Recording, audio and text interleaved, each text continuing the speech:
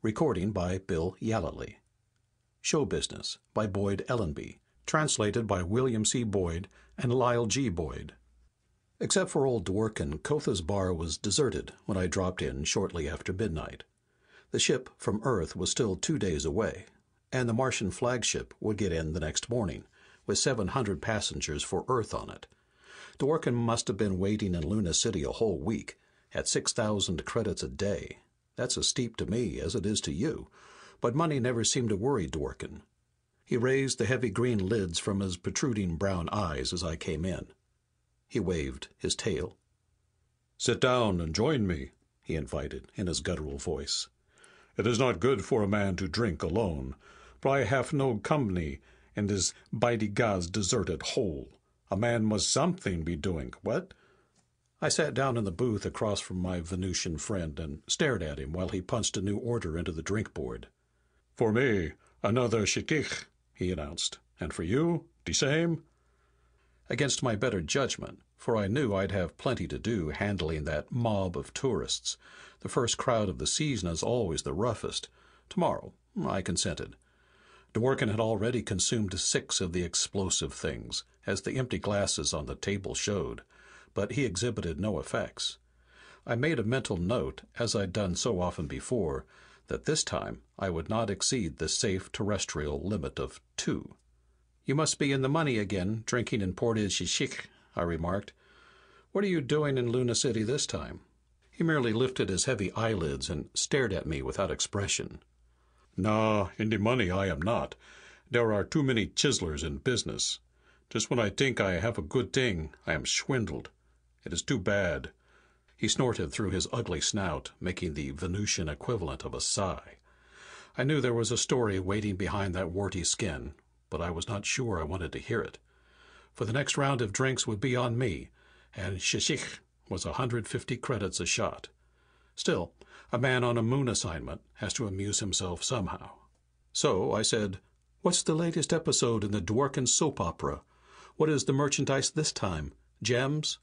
Pet Mercurian fire insects? A new supply of Dengana?" "I do not smuggle drugs.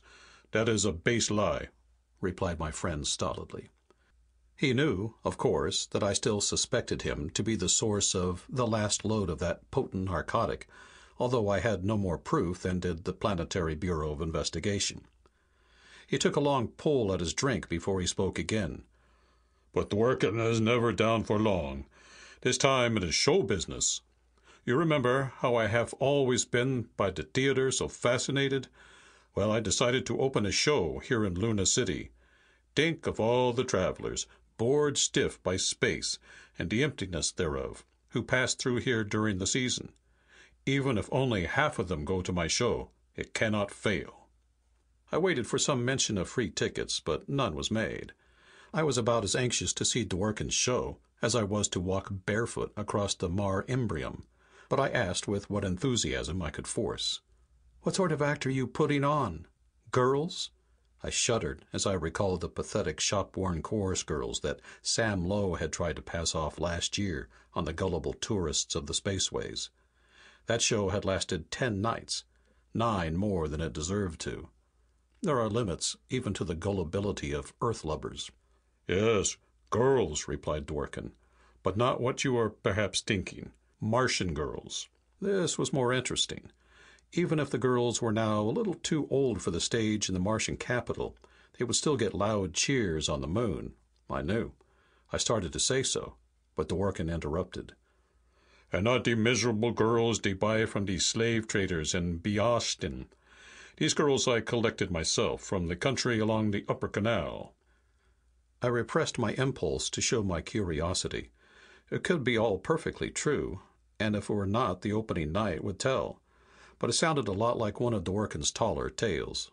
I had never been able to disprove any one of them, but I found it a little hard to believe that so many improbable things had ever happened to one man.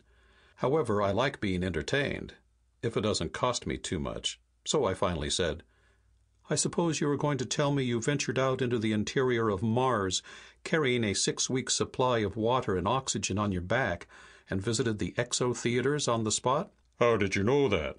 That is just what I did. solemnly affirmed my companion. He snorted again and looked at his glass. It was empty, but he tilted it into his face again in an eloquent gesture. No words were needed. I punched the symbols for the shchich into the drink board on my side of the table.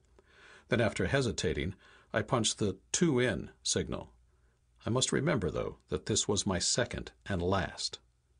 His 8th shchich seemed to instill some animation into Dworkin.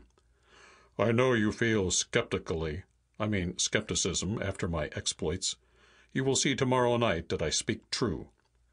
Amazing, I said, especially as I just happened to remember that 3 different expeditions from Earth tried to penetrate more than 100 kilometers from Behastin, but either they couldn't carry the water and oxygen that far, or they resorted to breathing Mars air and never came back. And they were Earthmen, not Venusians who are accustomed to 2 atmospheres of carbon dioxide. My friend, you must not reason. It was so. It will always be so. The principle of induction is long exploded. I did indeed breathe Mars air. Wait, I'll tell you how. He took another long swig of the shchich. What your Earthmen did not realize was that they cannot acclimate themselves as do we Venusians. You know, the character of our planet made adaptability a condition of survival. It is true that our atmosphere is heavy, but on top of our so high mountains, the air is thin. We must live everywhere. The space is so few.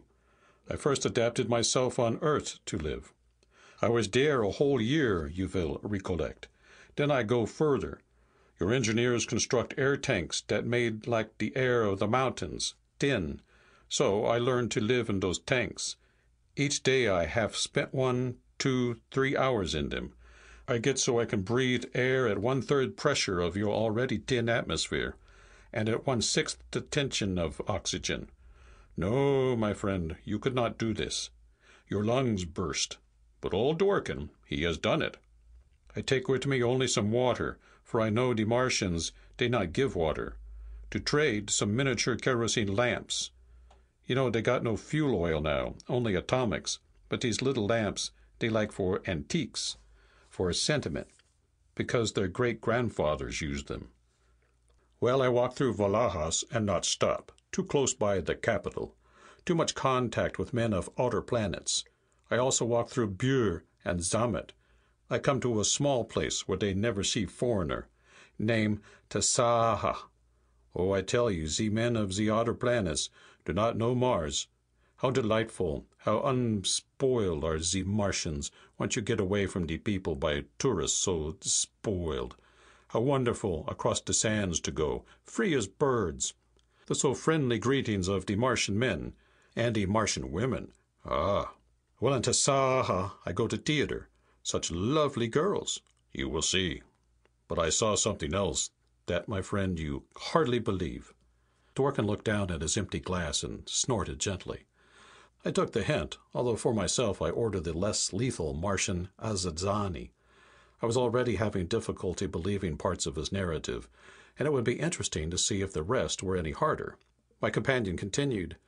They not only have the chorus, which you have seen on Earth, imported from Mars, and such a chorus, such girls, but they had something else. You recall your terrestrial history? Once your ancestors had performers on the stage who did funny motions and said amusing remarks, the spectators to make laugh. I think you called it vaudeville. Well, on Mars, they also have vaudeville. He paused and looked at me from under half-shut eyelids and grinned widely to show his reptilian teeth. I wondered if he'd really found something new.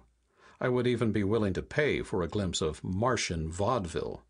I wondered if my Martian was too rusty for me to understand jokes in the spoken lingo. They have not only men and women telling jokes, they have trained animals acting funny, Dworkin went on. This was too much. I suppose the animals talked too, I said sarcastically. Do they speak Earth or Martian? He regarded me approvingly.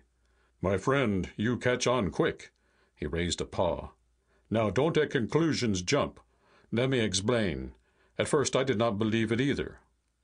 They sprang with no warning. Onto the stage came a Talul. You know him, I think.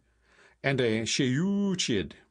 The Shiyuchid was riding a bicycle. I mean a monocle, one wheel. The Talul moved just as awkward as he always does, and tried to ride a tandem four-wheeled vehicle, which had been especially for him made. In spite of my resolve, I chuckled. The picture of a Talul trying to ride a four-wheeled bicycle, pumping each of his 8 three-jointed legs up and down in turn, while maintaining his usual supercilious and indifferent facial expression, was irresistibly funny. "Wait," said my friend, and again raised a paw. "You have as yet nothing heard. They made jokes at the same time." "De shiuet," asked the Talul. "Who was that Talula I saw you with up at the canal?" And the Talul replies, "That was no Talula, that was my Shikai." I doubled up, laughing. Unless you have visited Mars, this may not strike you as funny, but I collapsed into a heap. I put my head on the table and wept with mirth. It seemed like 5 minutes before I was able to speak. "Oh, no." "Yes, yes, I tell you, yes," insisted my friend. He even smiled himself. If you don't know the social system of the Martians, there is no point in me trying to explain why the idea of a Talul's being out with that neuter of neuters, a Shikai, is so devastatingly funny. But that, suddenly, was not quite the point. Did it happen? I had large doubts. Nobody had ever heard a Talul make any sort of sound, and it was generally supposed that they had no vocal cords. And no Shichuid. They somewhat resemble a big groundhog and live in burrows along the canals of Mars, had ever been heard to make any noise except a high-pitched whistle when frightened. "Now, just a minute, Dworkin," I said. "I know, my friend, I know. You think it is impossible. You think the talking is faked. So I thought it too. But wait." It seems Dworkin had inquired among the audience as to who owned the performing animals. The local Martians were not as impressed as he was with the performance, but they guided him to the proprietor of the Trained Animal Act. He was a young Martian, hawk-nosed, with flashing black eyes, dusky skin, and curly hair. "So I say to him, this Martian," Dworkin continued, "if your act on the level is, I buy." "I had 3 small diamonds with," he explained. But the Martian was hard to deal with. First he said he would not sell his so valuable and so beloved animals. "The only talking animals on Mars," he said. The liar. At long last I get him to make a price, but on condition that he brings the animals around to my inn in the morning for a private audition. "I suppose," I interrupted, "you were beginning to have some doubts as to the Martian's good faith. After all, a talking Talul and a talking Shiuchid all at one time is quite a lot to ask. I would have—" "Please, friend, please," interrupted my companion. "Do you not think old Dworkin knows these things? Of course he does. I think. The owner, he is pulling a fake, I guess. I know that animals do not really talk. Next morning, I think he no show up. But no, I am mistaken. Promptly at 9 o'clock he come to my inn with a little dog cart with the animals. He puts them on the stage in the bar of the inn. They act like before." "But they didn't talk, of course." "Oh, my friend, that's where you are wrong. They talk like nobody's business. The jokes are funnier than ever. Even dirtier, maybe. But Dworkin is not fooled. He think, aha. I say to the Martian, you fake this, what? The animals not talk. Suppose you have them do the act while you outside stay, what? And then I think I have him. The Martian tears his curly hair, flash his black eyes. He take insult that I think he is fake. 'Name of the Martian gods,' he cry. But at last he agree to go away and tell animals to go ahead." "Dworkin, you were a sap to string along with him even that far," I said wearily. "I hope you hadn't paid the guy any money." He shook his head. "No, my old and best," he said. "Dworkin no fool is, even on Mars. No, no money. But wait, the animals go on without the owner. Same stage business, same talk, same jokes, and even funnier yet. What?" I started at Dworkin. He did not smile, but finished off the 11th shichich, the 5th I had bought him. "Listen," I said. "Are you sitting there telling me you have a tool and a shiujid that can really talk?" You listen, my friend. Like you, I think something is wrong. I say to the Martian owner, my friend, maybe I buy your act, if you tell me how it is done. But you know as well as I do that it is impossible to these animals to talk. Tell me, what is the trick?" Dworkin lifted his glass and shook it, as though he could not believe it was empty, and then looked at me questioningly. I shook my head. He snorted, looked melancholy, writhed up from his chair, and reached for his fur cape. "Well, thanks for the drinks," he said. A dark suspicion crept into my mind, but I could not restrain myself. "Wait, Dworkin," I shouted. "You can't just leave me up in the air like that. What happened then?" Dworkin snorted into his green handkerchief. "The Martian admitted it was a fake, after all," he said mournfully. "Can you imagine it? What a chiseler! The Shiushid," he said, "can't really talk. The Tulul just throws his voice." End of Show Business by Boyd Ellenby. Translated by William C. Boyd and Lyle G. Boyd. Recording by Bill Yallely.